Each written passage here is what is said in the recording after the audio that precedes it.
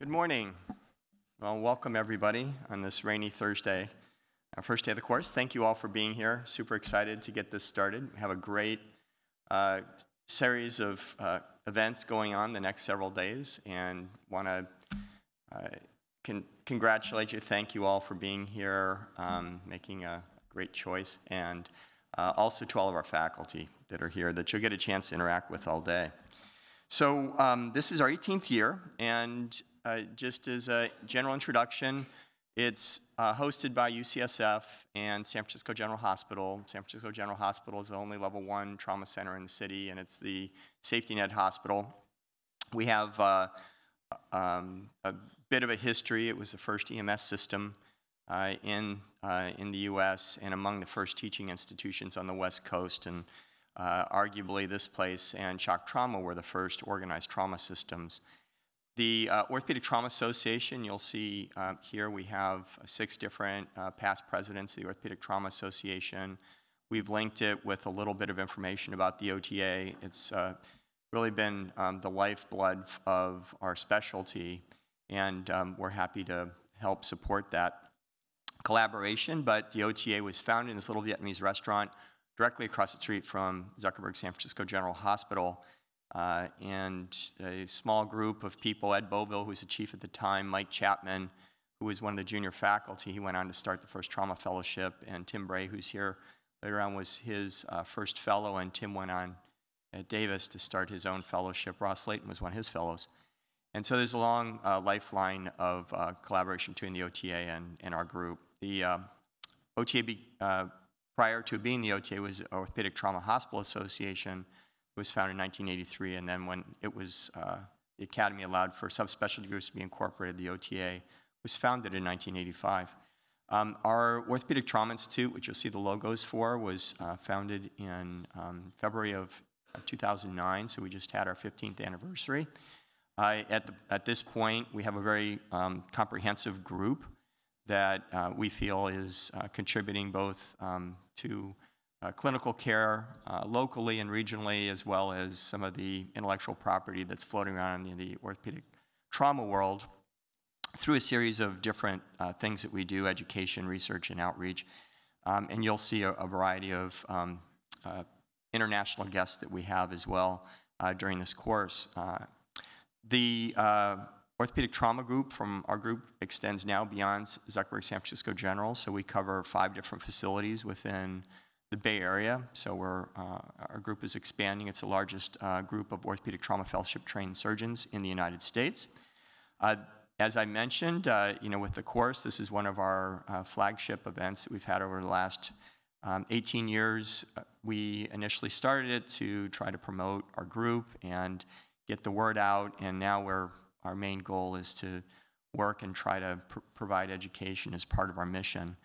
This year is about the same as it was in size of last year, for those of you who were here last year and who are asking. And we have about 50 plus faculty with over 215 attendings in about half the states and 10 different countries that are represented. Many of you went to the pre-course yesterday. It was got very high praise and reviews, and then there's also a simultaneous nursing course that goes on. So a few announcements for us. The course information this year is all online, so within your syllabus, you've got that. There's a single page as well that's just got this QR code blown up. It's got all the information on there that you need. And please provide the evaluations. It's really critical for us. We take this to heart. We try to improve the course every year based on feedback. The CME certificates will also be available online via the UCSF website after the course. It was in years past that we printed these out and gave them to people, but everything you can get online now. It would be great if you could remember to turn your cell phones and your pagers to vibrate, and I'm going to do that to mine right now. And the workshops that we'll have just before we break out, we'll make one more announcement about that, but they're on the 3rd and 4th floors. For those of you who haven't been here before, there's a couple rooms upstairs, and the nursing will be upstairs. And then on this floor, there's another room at the end of the hall where we're going to have our workshop groups. So on the back of your badges, and I think Dr. Shemitz, did you find your badge yet? So he managed to lose his badge within the first 5 minutes. Try not to lose your badges. On the back of your badges, you also have a little paper of information that says what group you're in. Please try to stick to your groups.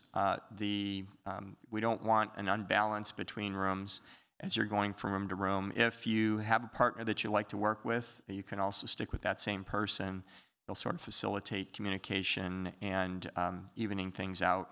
There's a Wi-Fi. The network access is IHD1 rewards, and the access code is Encore. I believe that's probably all caps. So for the workshop locations, again, we'll mention this just before you break out, but Pacific Terrace foyer is on the 4th floor. That's going to be Workshop 1. It's right above us. Workshop 2 is Telegraph Hill. It's in the other end of the hall on the 4th floor. The nursing workshop is right next to it, Twin Peaks, next to the Telegraph Hill room. And then Union Square is on the 3rd floor, but all the way to the back of this hall.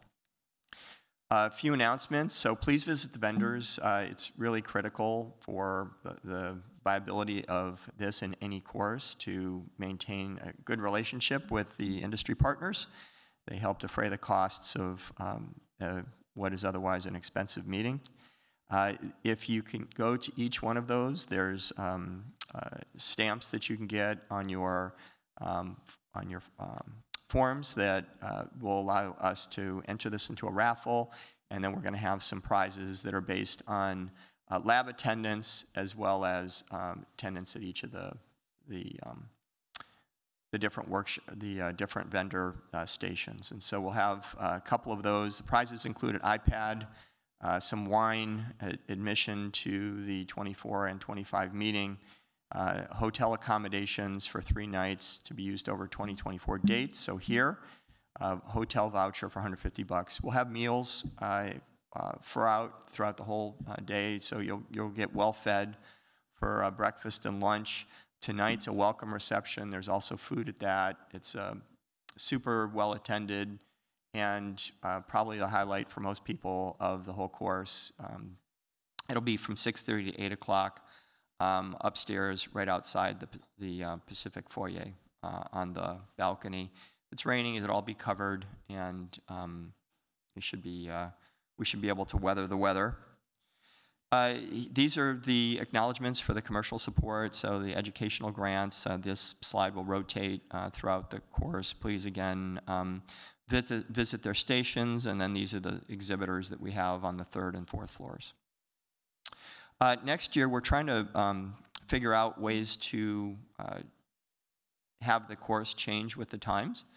And at least a portion of the course next year is going to be held at Pride Hall, which is going to be a specimen-based course. Pride Hall is where our offices are located on the campus of San Francisco General Hospital, about 10 minutes from here. We'll have buses that shuttle people over. But you can see on the upper left part what the brand new lab looks like. It's a state-of-the-art cadaver facility. And we would probably mix in the workshops that would include case discussions, sawbones, and some live dissections. So if for the live dissection piece, we'll limit the course to the first 100 participants and have it be a specimens-based, for the specimens-based workshop piece of it, so that you'll have we can make sure that everybody gets a chance to do hands-on stuff. But it also means that people will wind up having to sign up early so that you have a chance to participate. So more on that. At this point, would like to turn the podium over to Emil Shemitz,